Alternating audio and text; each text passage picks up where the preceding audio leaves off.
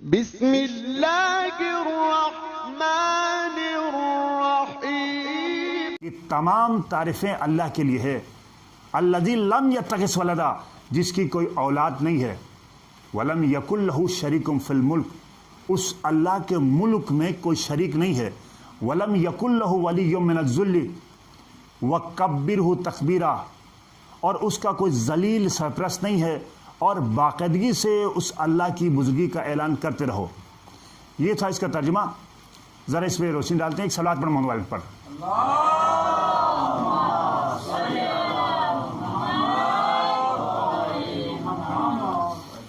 اس آیت میں یہ کہا جا رہا ہے وَلَمْ يَكُنْ لَهُ شَرِيكٌ فِي الْمُلْكِ، اس اللہ کے ملک میں کوئی شریک نہیں ہے۔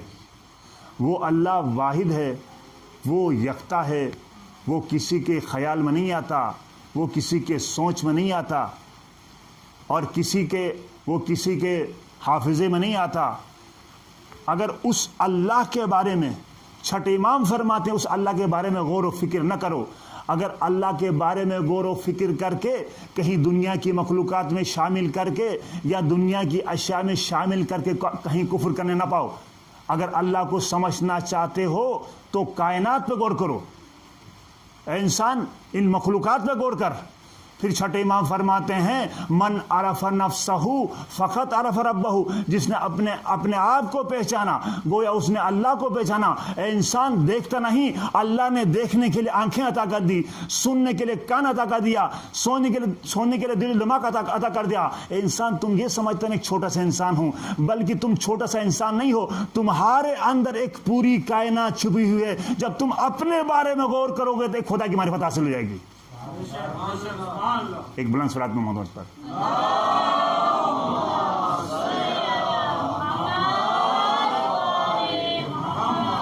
عزیزان محترم، مولا کائنات توحید پہ خطبہ دے رہے تھے، اور خطبہ دینے کے بعد ایک مرتبہ کہنے لگے جو کچھ پوچھو، میں زمین سے زیادہ، آسمان کے راستے زیادہ جانتا ہوں۔ تو ایک مرتبہ ثعلب نامی شخص نے پوچھا یا امیر المومنین ارأیت ربک، کیا آپ نے میرے رب کو دیکھا ہے؟ تو مولا کائنات فرماتے ہیں یا ثعلب،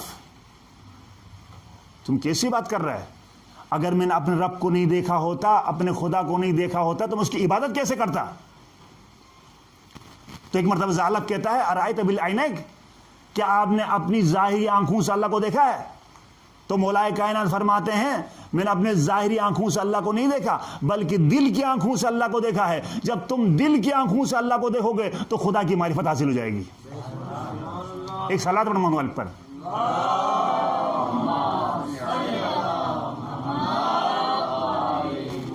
اب یہ آیت میں کہا جا رہا ہے وَلَمْ يَكُنْ لَهُ شَرِيكٌ فِي الْمُلْكِ، اس اللہ کے ملک میں کوئی شریک نہیں ہے۔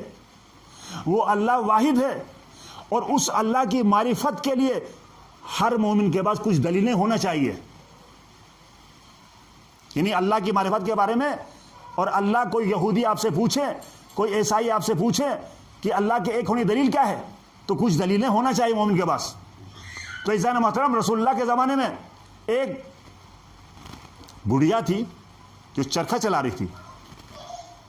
تو کچھ لوگوں نے پوچھا بتائیں کہ اللہ کے ایک ہونے کی کیا دلیل ہے؟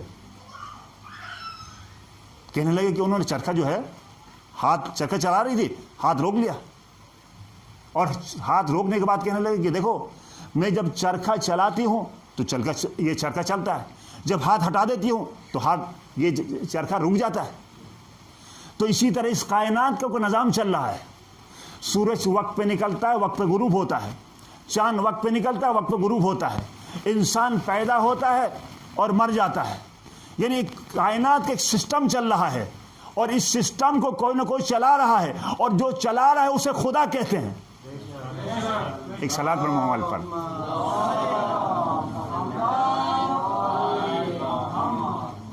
عزیزان محترم، اہل بیت نے کائنات میں توحید کو پھیلا دیا ہے، اپنے معجزات کے ذریعے سے، اپنے کرامات کے ذریعے سے، اور اپنے خطبات کے ذریعے سے پوری کائنات میں توحید کو پھیلا دیا، اللہ کی معرفت کو پورے دنیا میں پھیلا دیا اہل بیت نے۔ اور اہل بیت کے بارے میں قرآن میں ارشاد ہوتا ہے انما یرید اللہ لیذہب عنکم الرجس اہل البیت ویطہرکم تطہیرا.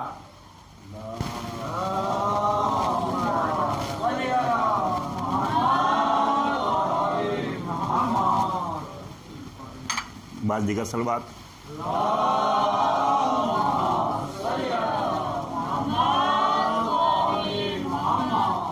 اللہ کا ارادہ ہے کہ اہل بیت سے ہر قسم کے رجس، ہر قسم کی نجاست سے دور رکھیں اور ایسا پاک رکھیں جیسے پاک رکھنے کا حق حاصل ہے.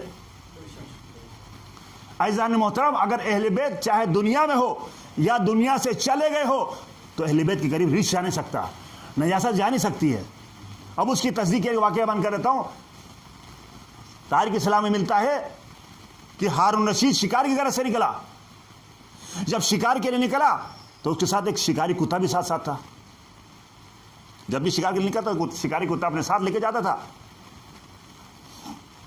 تو ایک مرتبہ جب شکار کے لیے نکلا تو اپنا شکاری کتا ساتھ لے کے گیا تو اچانک اس نے دیکھا کہ ہرن کو دیکھا. اب جب ہرن کو جب دیکھا تو ایک ہرن کے پیچھے اپنا کتا، شکاری کتا پیچھے چھوڑا. اب ہرن نے جب کتا دیکھا تو ہرن بھاگنے لگا، کتا اس کے پیچھے دوڑ رہا. اور جا کر ایک مرتبہ ہرن جا کر ایک پیڑ پہ چڑھ گیا. جب ٹیلے پہ چڑھنے کے بعد وہاں رک گیا اور کتا جو ہے وہاں قریب گیا لیکن ٹیلے پہ نہ چڑھ سکا. بہت کوشش کیا اس نے. اب ہارون رشید جو ہے وہ بڑا پریشان ہو گیا. ارے میرا یہ کتا جو ہے پہاڑوں کی پرواہ نہیں کرتا ہے، پہاڑوں میں چڑھتا ہے، پہاڑوں کی پرواہ نہیں کرتا ہے، یہ ٹیلا تو اس کے سامنے کچھ نہیں ہے، یہ کیوں نہیں چڑھ رہا ہے؟ بڑا پریشان ہوا. جب ہارون رشید پریشانی کے عالم میں اس نے لوگوں سے پوچھنا شروع کیا اس میں اس ٹیلے میں ہے کیا؟ تو کہنے لگے کہ کسی نے کہا ہمیں پتہ نہیں ہے. پوچھتے پوچھتے ایک جگہ گیا تو ایک ضعیف العمر شخص بیٹھا ہوا تھا. تو عزیزان محترم یہاں رک کے ایک بات کرنا چاہ رہا ہوں کہ کتا ہے نجس جانور، ہرن ہے پاک جانور. اچھا کتا اگر کسی برتن کو منہ لگائے یا چاٹے تو پانی سے پاک نہیں ہوتا ہے، پہلے اسے مٹی سے مانجنا ہوتا ہے اور پھر پانی سے پاک ہو جاتا ہے. لہذا تو ٹیلے پر نہ چڑھ سکا کتا. تو کہنے مطلب یہ کہ حیران اور پریشانی کے عالم میں ایک مرتبہ ہارون رشید نے جب پوچھنا شروع کیا تو کسی نے کہا ہمیں پتہ نہیں ہے. تو ضعیف العمر شخص تھا، جو ضعیف العمر جو شخص تھا اس کے پاس گئے تو اس سے پوچھا تو اس نے بولا کہ آپ پہلے بتاؤ آپ ہے کون؟ ہارون رشید نے کہا میں وقت کا حاکم ہوں. کہ میں وقت کا حاکم ہوں. اچھا تو بنو عباس سے ہو بنو امیہ سے ہو؟ یہاں بچوں کو سمجھانے کی عرض کی دیتا ہوں نوجوانوں کے لیے. تو بنو امیہ جو تھے اہل بیت کے دشمن تھے اور بنو عباس جو ایسے تھے جو اہل بیت کے حمایتی تھے. انہوں نے کہا بھائی اہل بیت کو حکومت دلائیں گے، اور جب حکومت مل گئی تو مرتبہ انہوں نے جناب خود قبضہ کر لیا اور اہل بیت کے دشمن ہو گئے. تو اس نے کہا کہ میں بنو عباس سے ہوں. تو کہ میں کہنے لگا کہ اس ضعیف شخص عمر جو بڈھا شخص تھا اس نے کہنے لگا کہ اگر تم بنو عباس سے تو میں بتاتا ہوں اس ٹیلے میں کیا ہے. اس ٹیلے میں میرے مولا علی کی قبر آدھار ہے جو آج نجف کہلاتا ہے. تو کہنے لگا اس ٹیلے میرے مولا علی کی قبر آدھار ہے. یہ کتا نجس جانور ہے اور ہرن پاک جانور ہے اور اہل بیت کے قریب چاہے اہل بیت دنیا میں ہو دنیا سے چلے گئے ہو اہل بیت کے قریب رچ جا نہیں سکتا، نجاست جا نہیں سکتی ہے. تو لہٰذا ہرن کتا نجس جانور ہے لہٰذا اس ٹیلے پہ چڑھ نہیں سکتا. اب اگر ہمت ہے تو پھر چڑھا کے دکھا.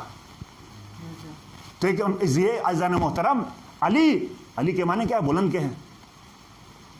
علی جو کعبے میں پیدا ہوئے بلند مقام ہے، نجف میں دفن ہے بلند مقام ہے. جو ٹیلا جو آج نجف کہلاتا ہے وہ بڑا بلند مقام ہے. علی کے معنی بلند، علی خود بھی بلند، علی کی ماں بھی بلند، علی کی زوجے بھی بلند، علی کا باپ بھی بلند، علی کے بیٹے بھی بلند. علی اس آفتاب کا علم ہے جو بلندی پہ ابھرا، بلندی پہ غروب ہوا، پستی کی شکل نہیں دیکھی، جس کی فطرت میں اللہ نے بلندی رکھی ہے۔ اسی تو شاعر کہتے ہیں میرے مولا علی کی شان میں، مضبوط سہاروں کا سہارا بھی علی ہے، مضبوط سہاروں کا سہارا بھی علی ہے، طوفان میں کشتیوں تو کنارہ بھی علی ہے، طوفان میں کشتیوں تو کنارہ بھی علی ہے۔ مشکل میں پڑو گے تو تعصب نہ رہو گے، مشکل میں پڑو گے تو تعصب نہ رہو گے، تم خود بھی پکارو گے ہمارا بھی علی ہے۔